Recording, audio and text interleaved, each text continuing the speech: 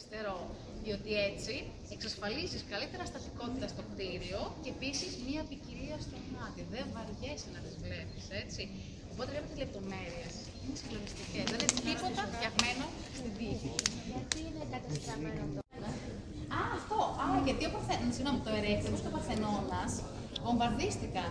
Εάν είδατε, η πίσω καριάτιδα εκείνη κάνει το Ερέχθιο κομμάτια, το βομβαρδίζει, οπότε η μία καριάτιδα έγινε θρύψαλα.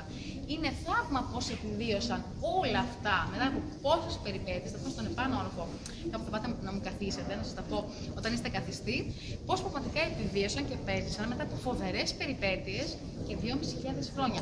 Μόνο τους σεισμούς να βάλετε, θα ήταν αρκετό για να μας πέσουν το κεφάλι. Κατάλαβα. Λοιπόν, ελάτε λίγο να δούμε πού ήταν οι καριάτιδες και για ποιο λόγο σας είπα πως είναι οι κολόνες. Το είδατε? Ωραία. Να σας θυμίσω βέβαια αυτό που είναι μια ερώτηση παγίδα που πάντα μου αρέσει να τη ρωτάω. Ποιος ήταν, λέει, Ερέχθιο, πιο σωστά Ερεχθείο, να τσακωθώ, από το όνομα του μυθικού βασιλιά της πόλης που είχε το όνομα Ερεχθέας. Ήταν ο μισός φίδι. Ποιος μου έλεγε για τα φίδια, για τα φίδια τα μισά? Εδώ, έτσι, πολύ ωραία.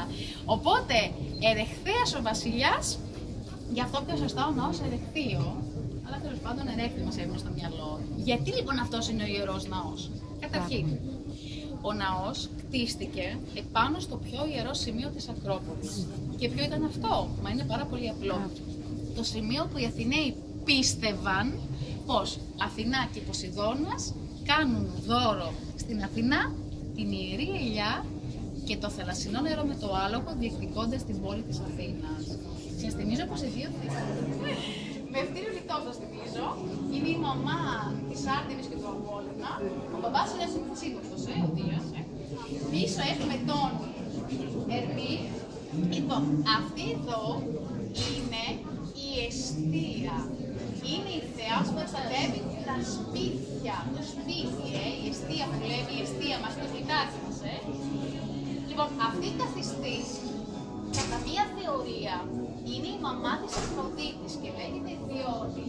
Οπότε πια κρατά την ξαπλωμένη στην αγκαλιά της, την κουρούλα της, ωραία καταπληκτική στρογγυλή. Και η Σελήνη δει με τα άλογά της.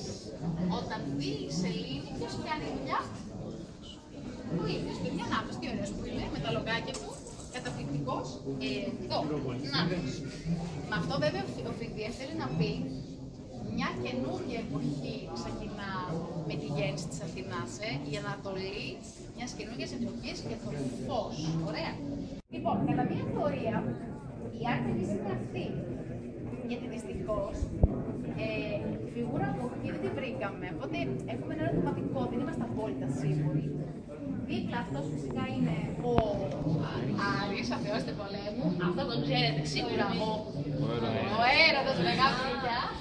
Έτσι με τα φτερά και τα στελάκια του. Δίπλα έχουμε. Ο έρωτας δεν ήταν μυθοπλασία. Πώς? Η μυθοπλασία δεν είναι έρωτας. Εντάξει, μάλλον δεν υπήρξε ποτέ. Κοίταξε, υπάρχουν δεκαθεϊστές. Έχω δει κατά καιρούς διάφορες τελετές της Ελευσίνης και σε αυτά. Εντάξει, δεν πια πιστεύει ότι δεν.